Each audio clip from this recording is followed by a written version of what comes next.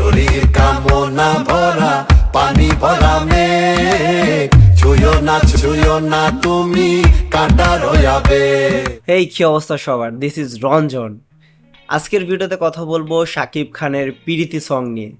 হ্যাঁ, গান অবশেষে এসে গিয়েছে, যেই গানের জন্য আসলে মানুষজন অধীর আগ্রহে বসেছিল। গানটা 11 তারিখ গতকাল আসার কথা ছিল, বাট আসলে সেদিন আসেনি। আজকে সন্ধ্যা 7টার সময় রিলিজ করা হয়েছে গানটি। তো এখানে প্রথমেই বলে নেই শাকিব খানের কথা। শাকিব খানকে যখন দেখানো হয়, শাকিব খানের যে ইমোশনাল অ্যাঙ্গেল, শাকিব খান যে নেশা আসক্ত হবে এবং সেখান থেকে বের হওয়ার জন্য তাকে যে একটা রিহ্যাবে পাঠানো হবে, সেই জায়গাটাকে হয়তো দেখানো হয়েছে এই গানটাতে। মূলত তার স্ট্রাগলটাকে কিন্তু দেখানো হয়েছে এই গানের মাধ্যমে। তাছাড়া শাকিব খানের পাশাপাশি এই গানটাতে দেখা গেছে পান্থ কানাইকে, হ্যাঁ, যে এই গানটি নিজেই গিয়েছে। এখানে তার যে ভয়েসটা আসলে পুরো সিনেমাটোগ্রাফির সাথে কিন্তু খুব ভালোভাবেই গিয়েছে। তাকে মনে হচ্ছে না যে সে একজন গায়ক, দেখে মনে হচ্ছে যে পুরো দস্তুর সে একজন অভিনেতা।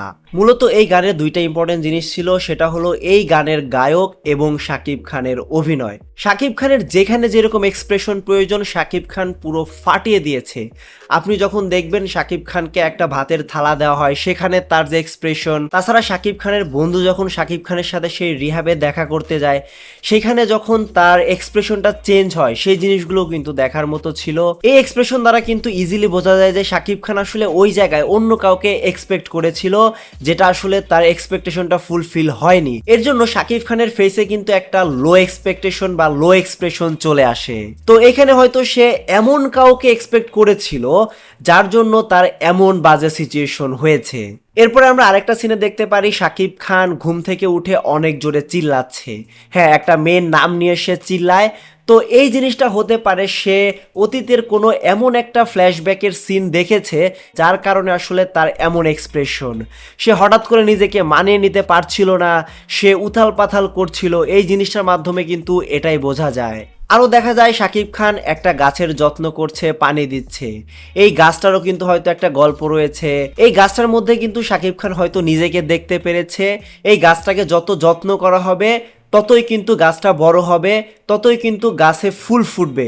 তো শাকিব খানকেও যদি এরকম যত্ন করা হতো, শাকিব খানকেও যদি এভাবে ট্রিট করা হতো, তাহলে হয়তো সে আসলে আরও ভালো জায়গায় যেতে পারতো। সে হয়তো এই রিহ্যাব সেন্টারে আসতো না। এর মাধ্যমে হয়তো এই জিনিসটাই বোঝানো হয়েছে এই পিরিতি গানে। এই যে এতগুলো সিন, এর পাশাপাশি কিন্তু আমাদের একটা সিনে চোখ আটকে যায়।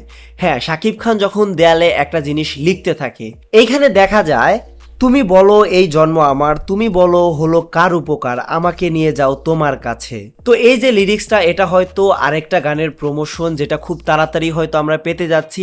আর আমরা যদি ঈদের আগে এই গানটা নাও পাই, এটা হয়তো অবশ্যই সিনেমাতে থাকতে যাচ্ছে। তো এরকম প্রমোশন কিন্তু আসলে প্রশংসার দাবিদার। তারা যেইভাবে কাজ করছে, এটা কিন্তু তাদের জন্য খুবই ভালো একটা দিক।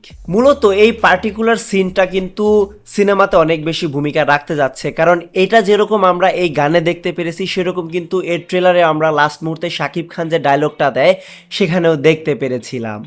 তো ওভারঅল যদি বলি এই গানের লিরিক্সের কথা, গানের লিরিক্সটা খুব সুন্দরভাবে লেখা হয়েছে, যার জন্য এই গানটা একটা আলাদা ভাইবস রয়েছে। তাছাড়া আপনার হাওয়া সিনেমায় যে গানটা শুনেছিলেন সাদা সাদা কালা কালা, সেই গানের কিন্তু ভাইবস রয়েছে। এর আগে রোহিত সিনেমার একটা গান বেরো হয়েছে মন ছাড়া কি, সেই গানটারও একটু ভাইবস রয়েছে এই পিরিতি গানটায়।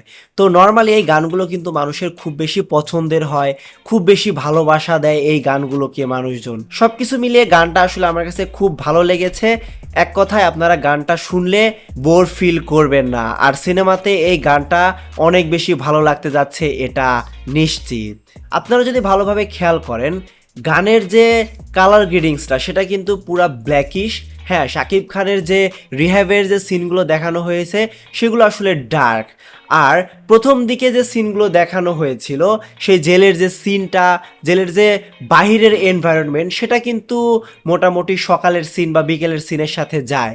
তবে শাকিব খান যে আসলে অন্ধকারে ডুবে যাচ্ছে, সেই জিনিসটা এর কালার গ্রেডিংসটা দেখলে ইজিলি বলা যায়। এই গানে ফোকের পাশাপাশি কিন্তু একটা রকের মিল রয়েছে, কোথায় আপনাদেরকে বলে দেই। একটা সময় দেখবেন যখন নর্মালি বিভিন্ন ড্রাম সেট বাজতে থাকে, এর পাশাপাশি যখন শাকিব খানকে একটা প্লেট দেওয়া হয়, ভাতের প্লেট, সেই জায়গায় ভাতের প্লেটের দেওয়ার সময় যখন একটা গিটার বাজানো হয়, ওই দুইটা সিন আপনারা দেখলে বুঝতে পারবেন কিভাবে তারা দুইটা জিনিসকে এক করে ফেলেছে।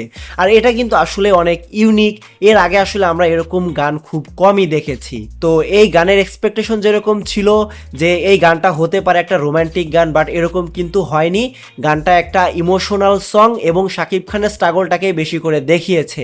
এরপরে যে গানটা আসার কথা, আমাকে উড়িয়ে দাও, এটা কিন্তু একটা পুরো রক গান হতে যাচ্ছে।